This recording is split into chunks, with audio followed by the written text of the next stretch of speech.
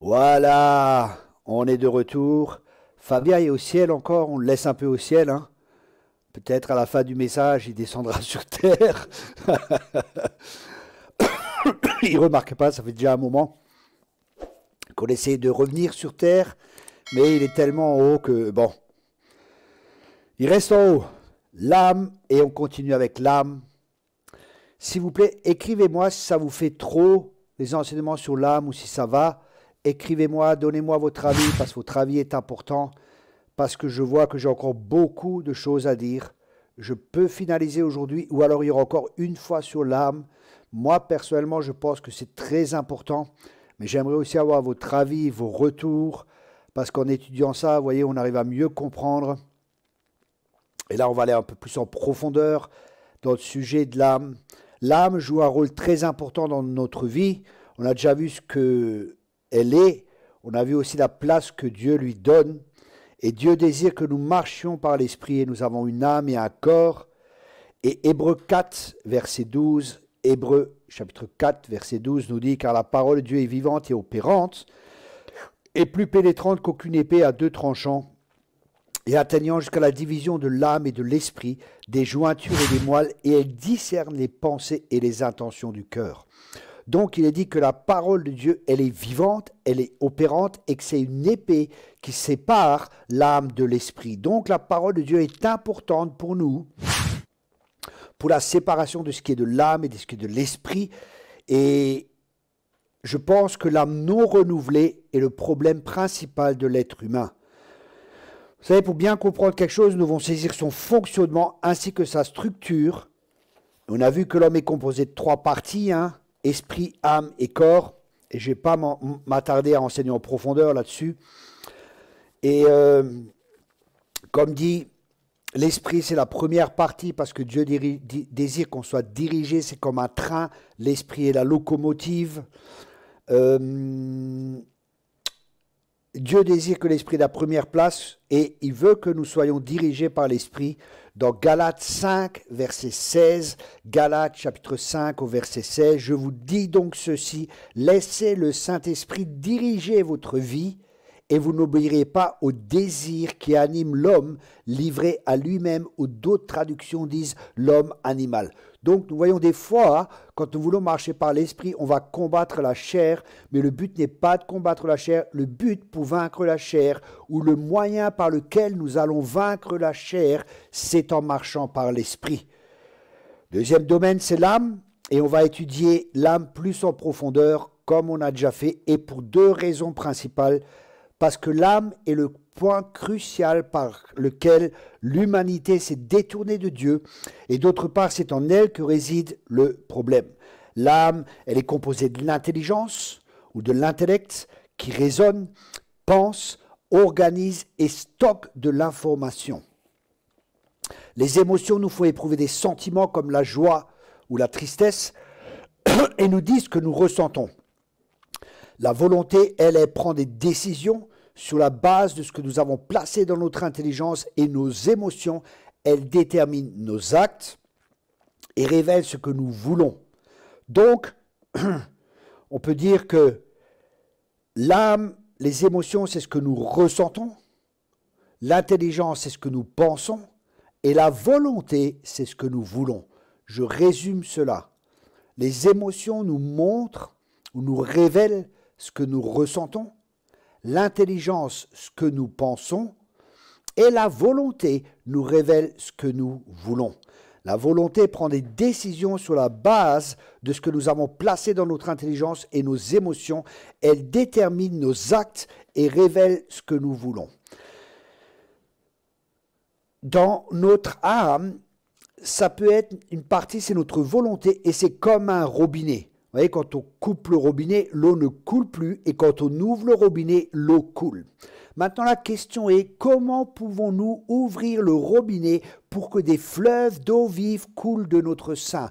Que pouvons-nous faire pour que ce qu'il y a au plus profond de nous-mêmes, dans notre esprit, l'Esprit de Dieu, pour que l'Esprit de Dieu puisse se manifester au travers de notre âme, au travers de notre corps, pour se manifester dans le monde visible. C'est ce qui s'appelle en fin de compte libérer l'onction, libérer les signes, libérer les miracles, libérer la puissance de Dieu, libérer la seigneurie de Jésus-Christ pour que la présence de Dieu puisse se manifester et amener son règne partout où nous sommes, amener la paix de Dieu. Vous voyez, quand je prêche, vous sentez l'onction, vous ressentez des choses dans votre esprit, vous ressentez qu'il y a une présence de Dieu. Pourquoi ? Parce que j'ai appris à libérer ce qu'il y a dans mon esprit à travers mon âme, à travers mon corps, pour que cela puisse vous atteindre vous. Et ça, c'est tellement, tellement important. Et c'est ainsi qu'on mène le combat spirituel, c'est ainsi qu'on mène cette guerre.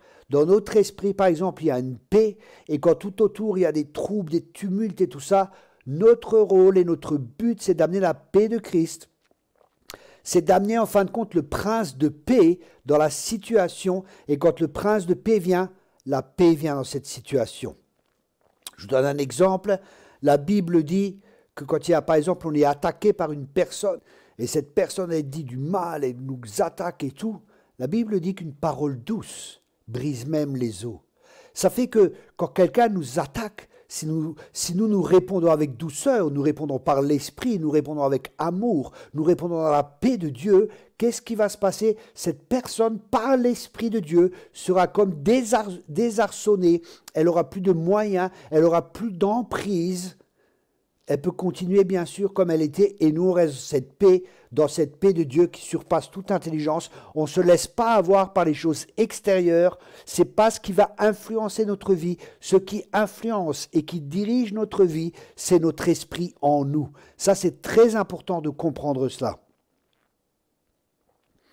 Ensuite, avant la chute, dans le plan de Dieu, l'âme était la partie recevant les informations de l'esprit et du corps au travers des 5 sens. Avant la chute, Adam était ce qu'on appelle en grec un pneumatikos. Non, ce n'est pas Michelin, ce n'est pas une marque de pneus. Un pneumatikos est un mot grec qui signifie être contrôlé par l'esprit. Et l'homme n'était pas un psychikos, ce qui signifie traduit par son, dirigé ou contrôlé par son âme, ou ce que la Bible aussi appelle l'homme naturel, l'homme livré à lui-même ou l'homme animal, selon les différentes traductions. c'est-à-dire l'homme qui n'est pas dirigé par l'Esprit de Dieu dans son esprit, mais où l'âme ou le corps, ou bien le corps, dirige cette personne. Troisième partie, c'est le corps, c'est l'enveloppe, la maison où résident l'esprit et l'âme. Le corps, lui, est en relation avec le monde naturel. L'Esprit de Dieu est en relation avec le monde spirituel. Il est en relation avec Dieu. Maintenant, on voit succinctement les trois composantes de notre être. Mais plus tard, nous parlerons de l'esprit et du corps, et ce que Dieu envisage avec notre esprit, et ce que Dieu envisage également avec notre corps. Parce que si on comprend bien comment Dieu nous a créés, la manière dans laquelle Dieu nous a créés, et la manière de laquelle il dirige que nous marchions sur cette terre, que nous soyons en dépendance avec lui pour que son règne vienne et que sa volonté se fasse sur la terre. C'est pour ça qu'il y a un domaine qui est important, et on en a déjà parlé, je ne vais pas reprendre là-dessus, sur le renouvellement de l'intelligence. Renouveler l'intelligence, si Dieu en parle, et si Dieu nous exhorte à le faire, c'est que c'est important. Et le renouvellement de l'intelligence ne signifie rien d'autre que d'avoir la pensée de Christ, penser comme le ciel pense, avoir la perspective du ciel, afin de pouvoir amener le ciel sur la terre. Et ça, c'est le but de Dieu, c'est que son règne vienne, que le ciel vienne sur la terre, que la terre soit envahie de la gloire de Dieu, que la terre soit envahie de la présence de Dieu, que la terre soit envahie de la présence et de la volonté de Dieu. Et cela se fera dans la mesure où nous, son peuple, nous sommes soumis à sa volonté. Et là, nous pourrons dire, non pas que ta volonté se fasse, non pas que ma volonté se fasse, mais que ta volonté se fasse. Et là, il y a un alignement avec notre volonté et sa volonté, et c'est là que le robinet est ouvert, c'est là que ce qu'il y a dans notre esprit est libéré à travers notre âme et à travers notre corps, et c'est là que cela se manifeste dans le monde naturel. Le surnaturel vient envahir le naturel. C'est pour ça que c'est tellement important. C'est des choses que malheureusement on ne nous enseigne pas. C'est des choses que souvent le peuple ne sait pas. Et c'est pour ça que mon peuple périt faute de connaissance. Ce que je suis en train de prêcher, ça fait partie de mon livre. Mais vous allez avoir les notes donc qui s'appellent Naturellement surnaturel. Naturellement surnaturel, c'est le livre qui va vous amener à comprendre comment amener le ciel sur la terre. On a vu que l'âme est le point critique qui a amené l'humanité à se détourner de Dieu. De ce fait, c'est en elle que réside le problème. L'âme n'a pas été créée pour être en contact direct avec la sphère spirituelle. Ce rôle revient à l'esprit qui va transmettre cette information à notre âme. Ça veut dire ce que l'esprit reçoit par l'esprit de Dieu, il va le transmettre à notre âme, à notre intelligence. Et après, c'est à notre volonté de décider, oui, nous faisons ta volonté ou nous rejetons cela. Il y a des injonctions de l'esprit en nous qui vont faire qu'on va accepter, qui vont toucher notre intelligence, et après c'est à notre volonté de décider, oui, nous nous soumettons aux choses de l'esprit, à cette voix douce, où nous nous soumettons à nos émotions, nous nous soumettons à des pensées qui sont contraires à la pensée de Dieu, et ça c'est un processus où nous sommes tous en marche, et où nous apprenons de plus en plus à soumettre notre âme à notre esprit, pour que l'esprit domine et que sa volonté se fasse sur la terre comme au ciel. Et c'est pour ça que c'est tellement important qu'on soit guéri, qu'on passe par un temps de guérison intérieure, qu'on passe par le renouvellement de l'intelligence, parce que sinon on sera comme Pierre. Qu'est-ce que je veux dire par là? Rappelez-vous Pierre, avant qu'un travail se fasse dans sa vie, il était là et il disait non, Jésus dit il faut que j'aille à la croix. Et il dit non Seigneur, tu ne peux pas aller à la croix. Et Jésus lui dit, ces pensées ne sont pas les pensées de Dieu, c'est les pensées de Satan. Arrière de moi, Satan. Imaginez-vous, Jésus vous dit cela. Vous savez, le Jésus qu'on a des fois, ce n'est pas toujours forcément en accord avec le Jésus de la Bible.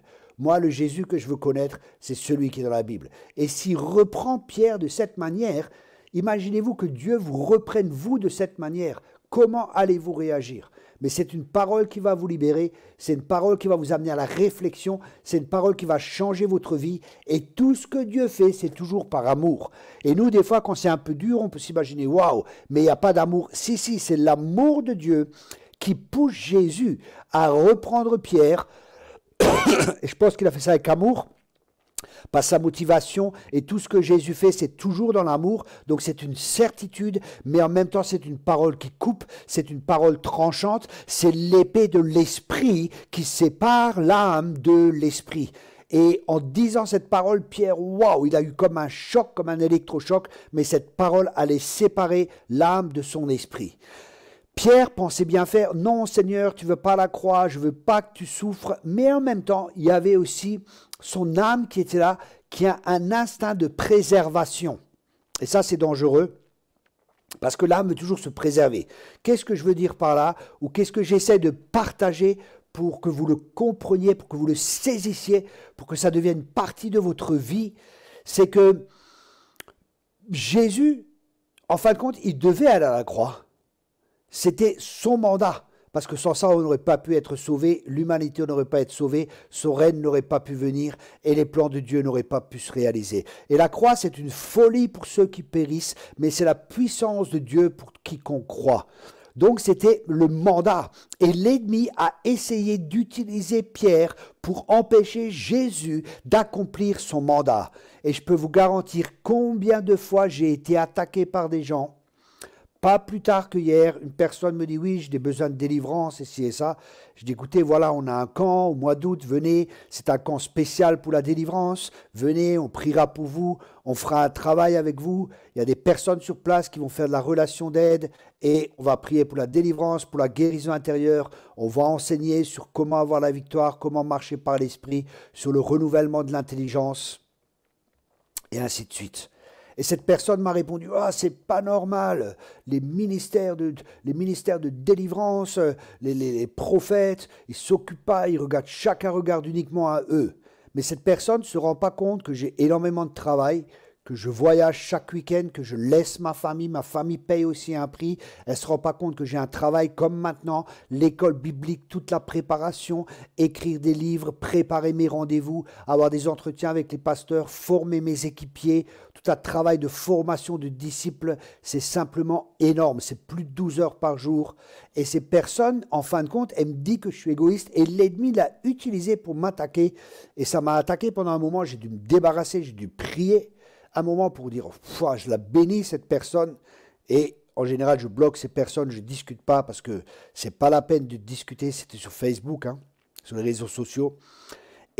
Mais vous voyez, je voulais répondre à cette personne, à des ministères qui répondent même pas. Mais là, je prends encore le temps de répondre et de lui expliquer, de trouver une solution, parce que je ne peux pas me déplacer dans toute la France, ou je crois même qu'elle était de Belgique, pouvoir me déplacer à Saumur, je ne sais même pas où c'est, non, je crois que c'est en France.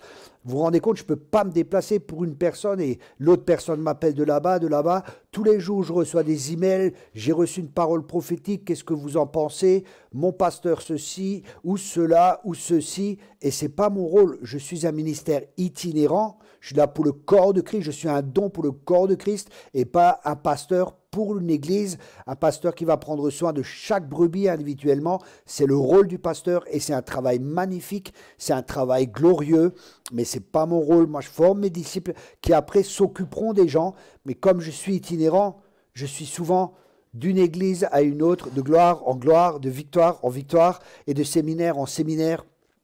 Donc je tourne beaucoup et je ne suis pas concentré sur, je ne fais pas un travail pastoral sur place dans une église. Pour ça, il y a des pasteurs, il y a des anciens qui sont là, il y a des personnes que Dieu a oint, que Dieu a équipées pour cela. Mon ministère est autre et il faut connaître aussi la sphère de son ministère. Ça, c'est très important, les amis qui fêtent l'école biblique. Chaque ministère a une sphère. Vous allez voir, quand on parlera des apôtres, des prophètes, des pasteurs, des évangéliques et des enseignants, nous allons voir qu'il y a une manière de penser qui est complètement différente pour chaque ministère. Et ce n'est pas qu'une manière de penser est meilleure que l'autre, c'est juste qu'elle est différente parce que le mandat et l'objectif est différent. Un apôtre, il va lever des disciples, il va lever des ministères, il va former des ministères, il va implanter des églises. Le prophète, il va avoir la vision. Il va voir ce que Dieu veut, il va voir le futur, il va prophétiser, ça va amener des changements dans la vie des gens. Et l'apôtre, il est là pour établir ce que le prophète voit. Le pasteur, après, il est là pour prendre soin des gens. L'enseignant, il est là pour éduquer les gens, pour former les gens, pour communiquer la vérité, Pour lui, le plus important, c'est que les gens sachent la vérité, parce que les gens vont, quand ils vont connaître la vérité, vont être libres. Pour le pasteur, c'est prendre soin des brebis, de chaque brebis. Et en général, des églises où il y a un pasteur à la tête, ou des églises pastorales, ils ne dépassent pas 50 à 70 personnes. Si le pasteur ne s'entoure pas d'autres ministères et travaille avec d'autres ministères. C'est très rare qu'un prophète soit un pasteur, ça arrive, mais ce n'est pas général. Ou alors un apôtre, parce qu'ils ont souvent une vision plus grande. Ils sont souvent en train de voyager. Donc un apôtre, il va établir des pasteurs dans son église et il va continuer à étendre le royaume de Dieu dans la région ou dans les nations. Mais on parlera de tout cela bien en profondeur dans cette école biblique. L'évangéliste, lui, à l'inverse, sa vision, c'est les perdus. Et il est obsédé par cela. C'est quelque chose qui le touche parce que c'est le cœur de Dieu qui vient en lui pour les perdus. Et là, sa motivation, le feu qu'il a, c'est de gagner des âmes. Le pasteur, lui, c'est le cœur du berger, le cœur de compassion pour chaque brebis qui souffre qu'il aura. L'apôtre, c'est l'extension du royaume de Dieu. C'est aussi le cœur de Jésus. Vous voyez, c'est différentes facettes de Jésus qui se manifestent dans les 5 ministères. Mais nous parlerons de cela en profondeur et on ira vraiment en profondeur dans 2 ministères. Je parlerai courtement un message sur le ministère pastoral, parce que c'est un ministère sur le prophétique et sur l'enseignement courtement, mais on ira plus en profondeur dans l'apostolat et dans le prophétique, parce que cela va vous apprendre déjà ce que le rôle de chaque ministère, mais pas uniquement le rôle de chaque ministère, ça va vous aider aussi à comprendre à quoi Dieu vous appelle. Parce que peut-être vous êtes appelé à un ministère pastoral et vous allez dire « Waouh, ça me parle, ah oui, ça c'est fort » ou évangéliste. Et là, vous allez reconnaître vos différents appels, où vous allez reconnaître votre fibre. Parce que peut-être vous n'êtes pas appelé à un ministère, à un des 5 ministères, mais vous pouvez avoir une fibre pastorale, ou vous pouvez avoir une fibre prophétique, ou vous pouvez avoir une fibre apostolique, ou vous pouvez avoir une fibre d'un enseignant. Et c'est ça. Et en enseignant sur les 5 ministères, vous allez vraiment comprendre pourquoi le prophète agit comme ça, pourquoi est-ce qu'il pense comme ça. C'est complètement contraire à ma manière de penser. Peut-être parce que vous êtes appelé à être un pasteur, ou vous êtes appelé à être un enseignant. Vous allez penser différemment, vous allez voir les choses sous un angle qui est complètement différent. Et c'est pas que c'est mauvais ou que l'un est meilleur, mais il y a une vision d'ensemble, c'est l'apôtre. Et après, parce que le fondement de l'Église, elle est bâtie sur le fondement des apôtres et des prophètes, parce qu'ils ont une vision, une perspective qui est beaucoup plus grande qu'une vision pastorale d'évangéliste ou d'enseignant. Et ça, c'est important pour nous de comprendre cela, parce que ça va aussi vous aider dans le groupe ou l'église que vous fréquentez à comprendre « Waouh, mon pasteur, c'est un évangéliste. » C'est pour ça qu'il parle toujours des perdus et nous, on ne comprend pas. Mais il ne s'occupe pas vraiment de nos âmes. Il n'est pas vraiment là à faire de la relation d'aide. Tandis que si vous êtes un évangéliste et si vous êtes dans une église où il y a une fibre pastorale, où le pasteur est vraiment le berger qui prend soin de chaque brebis, il connaît le nom des enfants, vous allez lui dire « Waouh, mais le pasteur, il n'a pas le feu, il ne s'occupe pas des perdus, comment ça se fait ?» Il a un appel différent et nous sommes complémentaires les uns des autres. Voilà, je partageais courtement sur cela parce que c'est important et on ira vraiment en profondeur dans ces choses, dans l'école prophétique et de combat spirituel, parce que nous devons apprendre à collaborer ensemble, à travailler ensemble, parce que le but, c'est de faire avancer le royaume de Dieu. Le but, c'est d'amener la seigneurie de Jésus. Le but, c'est de faire des disciples. Et c'est pour ça que nous devons comprendre la manière, la perspective de chacun, la perspective de fonctionnement, la perspective de la pensée que chacun a. Les apôtres et les prophètes, ils ont souvent la perspective du ciel, et ça va beaucoup plus loin que la perspective juste de l'Église, où ce qui est centré sur les personnes. Vous voyez, l'évangéliste est centré sur les perdus, les personnes. L'enseignant, il est centré sur la parole de Dieu et enseigné pour que les personnes connaissent la vérité. Vous voyez, et le pasteur sur le bien-être des brebis, tandis que l'apôtre et le prophète, ils ont une perspective du ciel qui va plus loin que cela. Tout cela, c'est important, mais c'est souvent des personnes qui sont plus orientées vers le but et vers les objectifs que vers les personnes elles-mêmes. Et là, il doit y avoir un équilibre qui doit être fait aussi, et cet équilibre se fait avec la complémentarité des ministères, ou des fois aussi avec la maturité. Un apôtre est un père, hein. C'est la caractéristique principale du ministère apostolique. Mais comme dit, nous parlerons de cela en profondeur dans l'école biblique, et vous allez voir, ça va vous bénir, ça va vous aider à comprendre votre appel, ça va vous aider à comprendre les autres. Ça va vous aider à mieux comprendre. Par exemple, le prophète, lui, a la perspective du ciel et il souffre de ne pas voir ce qui se passe. Il voit le réveil et le réveil n'est pas là et il souffre. Et il va booster l'église. Et s'il n'est pas mûr, il va agir dans un mauvais temps. Et il va pousser les gens au lieu de laisser l'Esprit de Dieu agir et travailler en collaboration avec le pasteur qui dira, écoute, mon église, elle n'est pas encore prête pour entrer dans cette dimension. Et le prophète, s'il est sage, il dira, ah oui, d'accord, c'est toi le pasteur, tu connais, mais moi je vois ce que Dieu va faire dans ce qui est le plan de Dieu, mais peut-être ça se fera que dans un an, parce que peut-être le pasteur doit encore faire un travail de pastoral, de relation, de guérison intérieure pour pouvoir accéder là où il veut aller.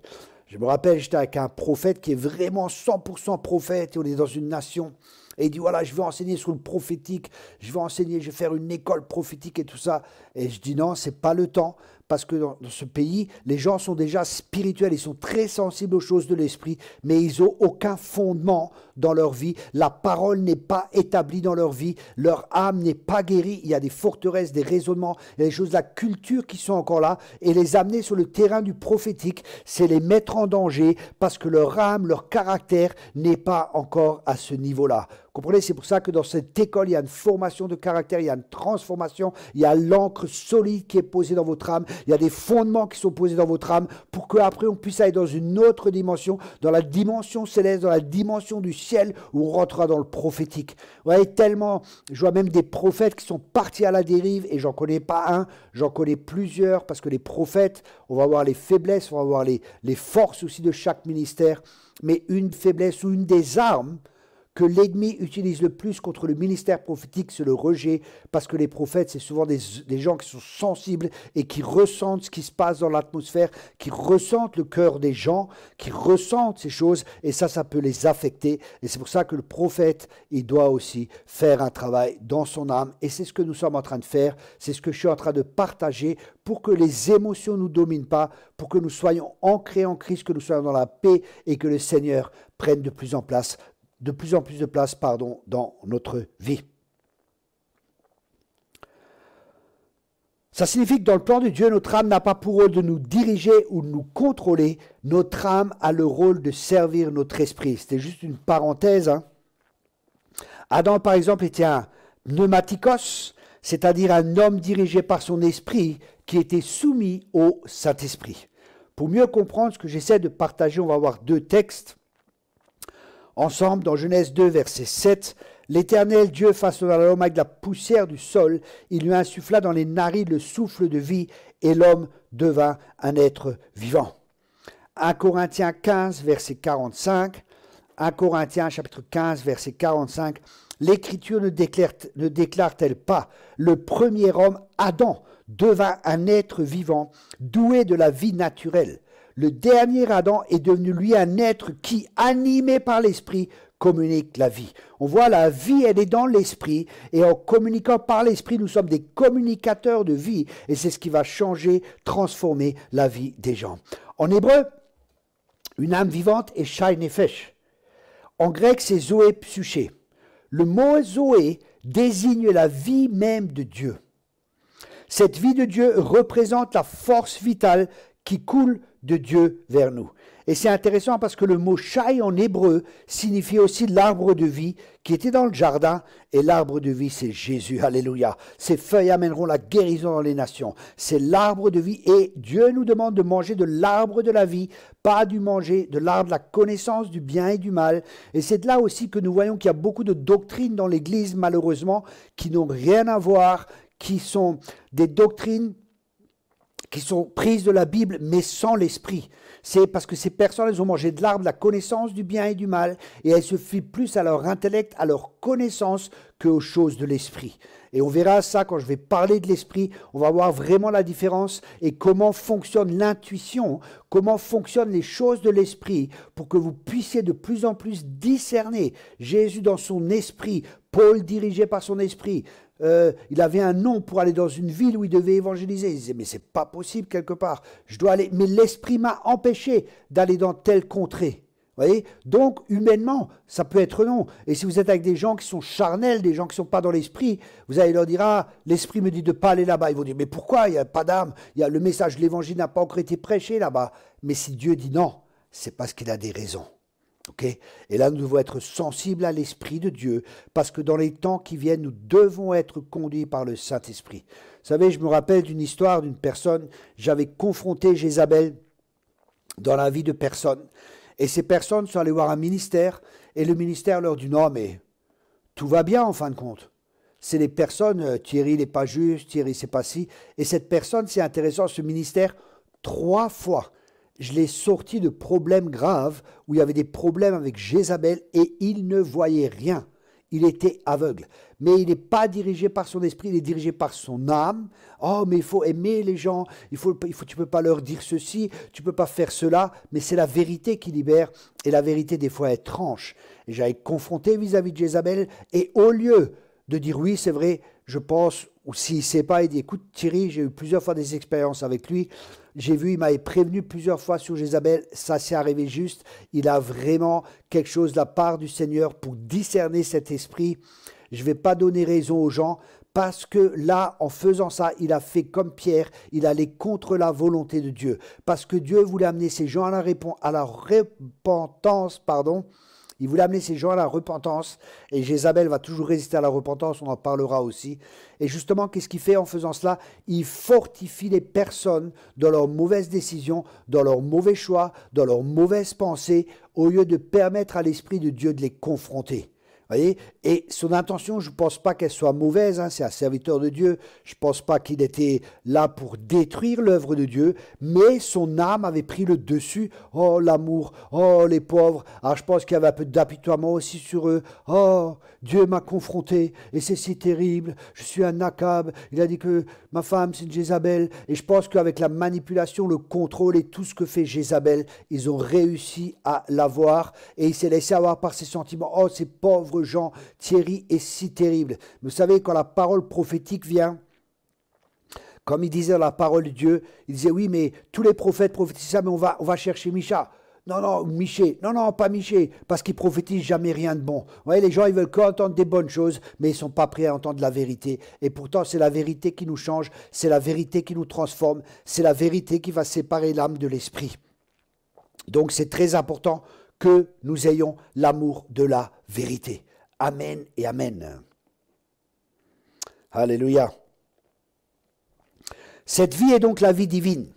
Quand Dieu créa Adam, il souffla son esprit de vie en lui.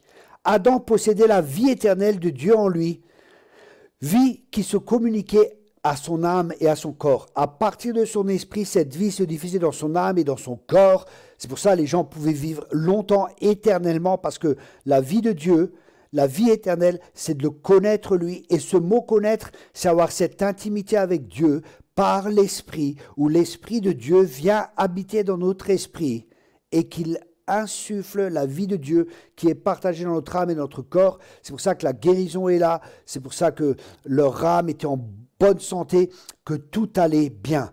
Et c'est ce que exprime aussi Job, nous allons le voir, mais ça signifie que Adam était semblable à Dieu sans être Dieu.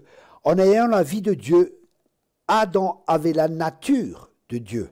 Job 33, verset 4, Job 33, verset 4 nous dit « Oui, c'est l'esprit du Dieu Tout-Puissant qui m'a formé, c'est le souffle du Tout-Puissant qui me fait vivre. » De ce fait, Dieu et l'homme étaient unis spirituellement. C'est ce que Paul explique dans 1 Corinthiens 6 au verset 17. 1 Corinthiens chapitre 6 au verset 17. Mais celui qui s'unit au Seigneur devient lui un seul esprit avec lui. Cela signifie que Dieu était le moteur, si l'on peut s'exprimer ainsi, qui faisait vivre Adam, le premier homme, tenait tout ce qui le faisait vivre directement de Dieu lui-même. C'est comme une voiture. La voiture, c'est magnifique. Les pneus, c'est nécessaire. L'embrayage est nécessaire. La carrosserie est nécessaire. Les sièges sont nécessaires. Mais sans le moteur, cette voiture n'est d'aucune utilité. Et c'est exactement ce que nous étions quand nous étions morts.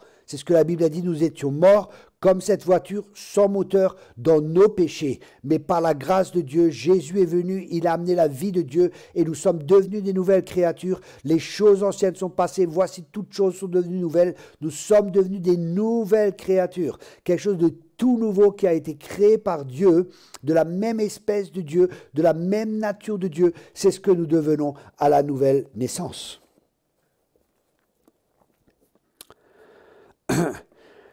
Comme Dieu était le moteur, Adam recevait sa sagesse, sa compréhension et sa logique de Dieu.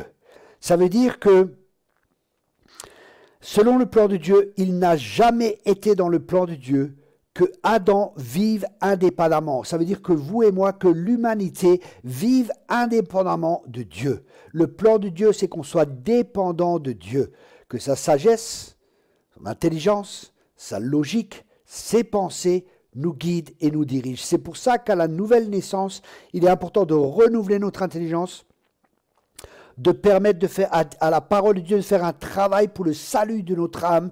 C'est-à-dire que notre âme doit être transformée et changée pour être et revenir dans l'état d'avant la chute, là où Dieu voulait cela. C'est pour ça qu'il y a des nécessités de guérison intérieure. Il y a que les forteresses tombent, que les raisonnements soient abattus, pour que justement l'âme ne résiste pas quand il y a des injonctions dans notre esprit, que l'âme ne s'oppose pas aux choses de l'esprit. Parce que nos raisonnements peuvent s'opposer à ce que Dieu veut faire dans notre esprit. Et c'est pour ça que le renouvellement de l'intelligence, à travers la parole de Dieu, qui est comme un marteau qui va briser le roc le plus dur, qui est comme un feu qui va brûler et consommer les choses dans notre âme, pour que notre âme puisse s'aligner sans aucun problème avec l'Esprit de Dieu, et ainsi que la puissance de Dieu puisse être manifestée. Manifester signifie rendre visible dans le monde naturel. C'est pour ça que cette école vous prépare pour le réveil, cette école vous prépare pour la gloire de Dieu qui va se manifester, cette école vous prépare à être des porteurs de sa présence, à être des porteurs de la gloire de Dieu, être des porteurs de Jésus-Christ qui prendra plus en plus de place dans nos vies. Alléluia. Et ça fait que 1 Corinthiens 6, verset 17, je l'ai déjà lu, on est unis au Seigneur. Ça nous aide tout cela à mieux comprendre que l'intelligence est importante, mais elle doit être renouvelée par la parole de Dieu et son esprit. Sans quoi notre âme va nous jouer des tours. Les personnes qui ont souvent le plus de mal à recevoir le Saint-Esprit, à recevoir le baptême du Saint-Esprit, à recevoir les dons de l'Esprit et à marcher dans la plénitude de l'Esprit, ce sont souvent des gens qui sont habitués à se laisser diriger par leur intelligence. Et nous trouvons proportionnellement dans les églises dites non charismatiques beaucoup de personnes avec un QI élevé, des personnes qui ont des positions dans la société, des personnes qui, à travers leur intelligence, ont réussi à avoir certaines positions. Bien sûr, il y a la grâce de Dieu aussi. Mais après, ces personnes se fient plus à leur intelligence qu'à l'Esprit de Dieu. Ça sera très, très difficile. Je me rappelle un jour, j'étais invité par un ancien dans une église où il n'y avait que des anciens. Et ils m'ont invité chez eux à la maison séparément. Et il n'y avait que des gens psychologues, enfin des personnes avec des avocats et ainsi de suite. Il n'y avait que des personnes avec une position assez haute dans la société. Et c'est une église riche, a beaucoup de moyens.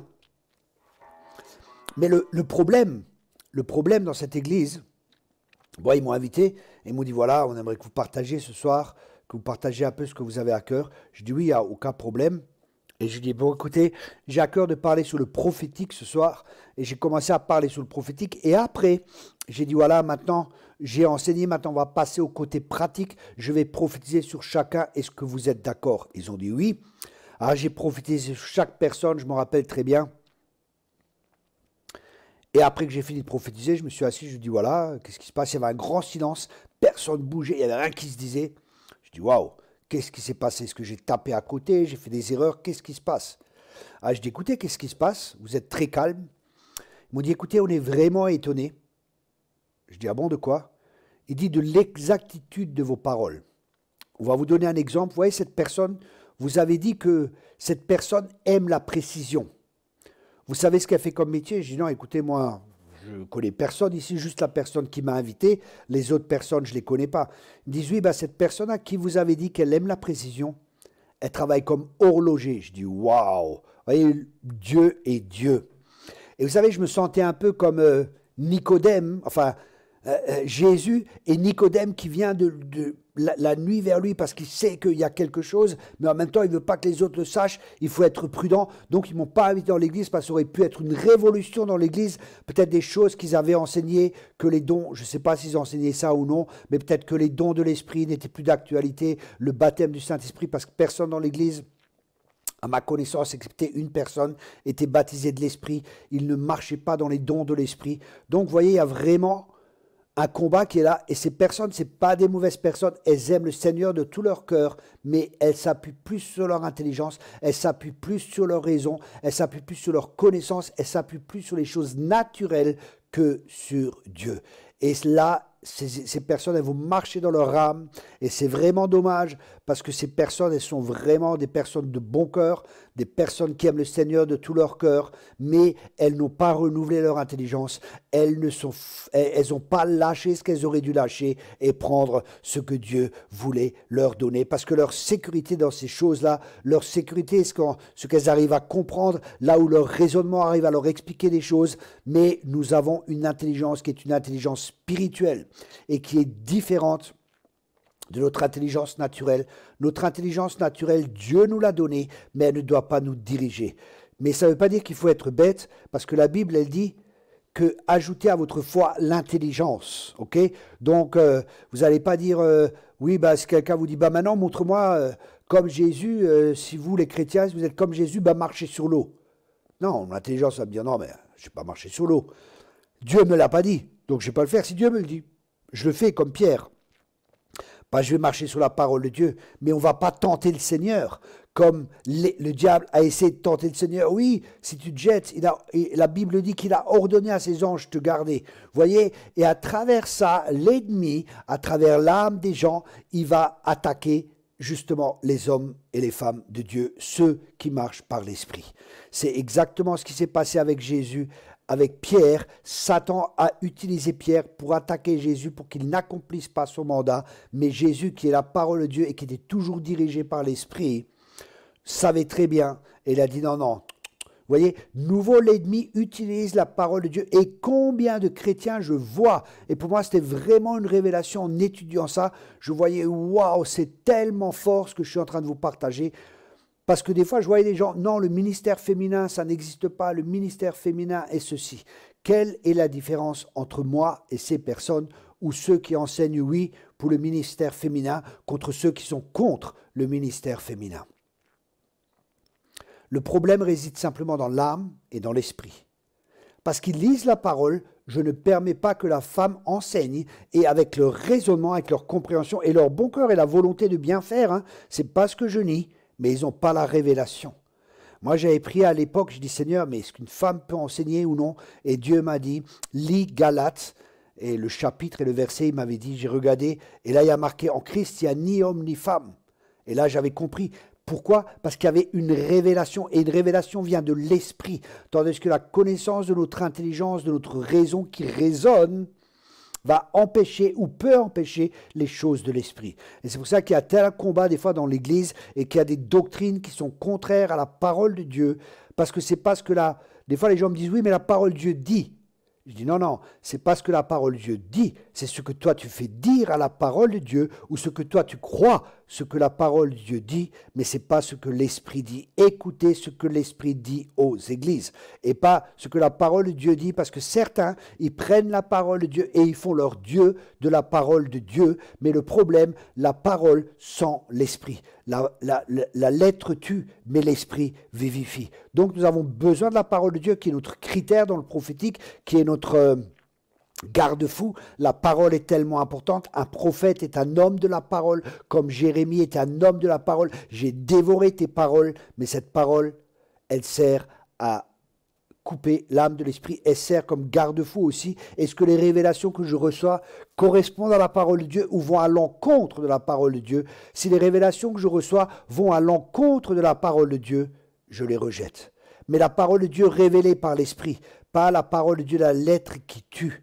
Vous voyez, quand on regarde, et on en a déjà parlé au début, quand Dieu a créé l'homme, créé Adam et Ève, hein, il a créé l'homme après la sortie Ève, Ève et Adam, vous avez l'Esprit de Dieu. La femme, une femme qui se convertit, elle a l'Esprit de Dieu autant qu'un homme a l'Esprit de Dieu. Et c'est l'Esprit de Dieu qui enseigne, c'est l'Esprit de Dieu qui nous conduit dans toute la vérité. Donc une femme a autant accès à la vérité, une femme a autant accès à la connaissance, une femme a autant accès à l'enseignement, parce que c'est par l'Esprit de Dieu, c'est pas par l'intelligence. Vous voyez, mais des fois, ces personnes qui vont contre ou qui vont à l'encontre du ministère féminin, bien souvent, elles ont une misogynie dans leur cœur. Je ne dis pas que c'est toujours le cas, mais souvent, il y a des misogynies et on voit que des fois, ou des cultures qui sont là, comme des musulmans qui se convertissent à fond là. Non, non, les femmes, elles ont le droit de rien dire. Pourquoi dans leur culture, de là où ils sont nés, la femme, elle n'était pas l'égale de l'homme? Et là, il y a vraiment un problème. La femme est l'égale de l'homme, elle a une fonction différente, mais une femme peut avoir les 5 ministères et remplir chaque fonction. La Bible est pleine de ministères féminins, de reines.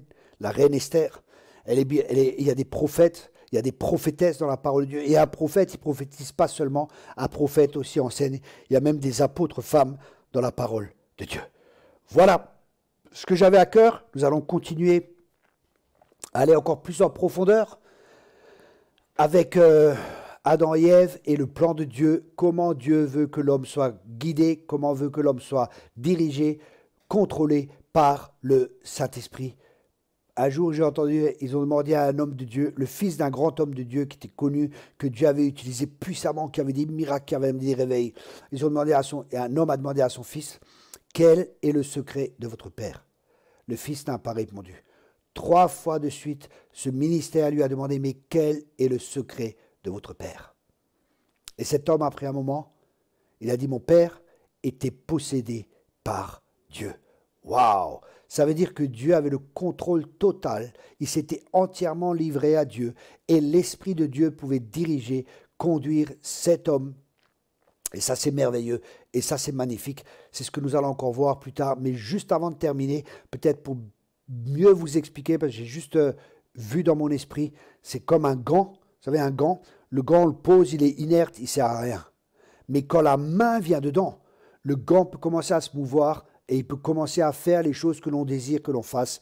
Et c'est ainsi que l'on est. Quand on n'a pas l'Esprit de Dieu, on est comme ce gant. Ça ne sert pas à grand-chose. Mais quand l'Esprit de Dieu, qui est la main de Dieu, vient dans ce gant, le gant commence à se mouvoir et il y a des choses qui commencent à se passer. Et c'est ainsi que Dieu veut nous diriger, parce que tous ceux qui sont conduits, dirigés, sous le contrôle du Saint-Esprit, sont fils de Dieu. Et ce mot fils, c'est le mot fils qui est arrivé à maturité. Et ça, c'est le but de cette école, c'est que vous arriviez à maturité, alléluia, que le royaume de Dieu soit établi sur cette terre, que son règne vienne sur la terre comme au ciel. Nous allons faire une pause, soyez bénis, on va prendre un temps avec Fabien qui va nous conduire dans la louange. Profitez de ces temps, soyez renouvelés, soyez fortifiés dans ces temps de louange et que vos cœurs soient préparés pour le prochain message pour recevoir ce que je vais partager. Mais avant de terminer, le mois prochain, nous aurons une prophétesse qui sera là et je lui ai demandé d'enseigner sur l'intercession. Donc, on aura 3 messages, une prophétesse qui vit vraiment profondément dans l'intercession. C'est une femme qui prie des fois 8 à 10 ou 12 heures par jour. Et ça, c'est une grâce de l'Esprit de Dieu. Ce n'est pas quelque chose qu'on produit par nous-mêmes. C'est une grâce qu'elle a. Et elle va nous partager les expériences. Elle va nous partager comment entrer dans cette dimension. Et je suis persuadé que non seulement il y aura un enseignement qui va toucher notre intelligence, mais aussi qu'il y aura une impartition de sa part, et je vais prier pour qu'elle fasse cela, qu'il y ait une impartition, pour que nous puissions recevoir cet esprit d'intercession, cet esprit de supplication qui va amener le réveil, parce que le réveil, chaque réveil est toujours venu par Dieu, mais en collaboration avec les hommes, les femmes et les enfants, le peuple de Dieu. Amen et Amen.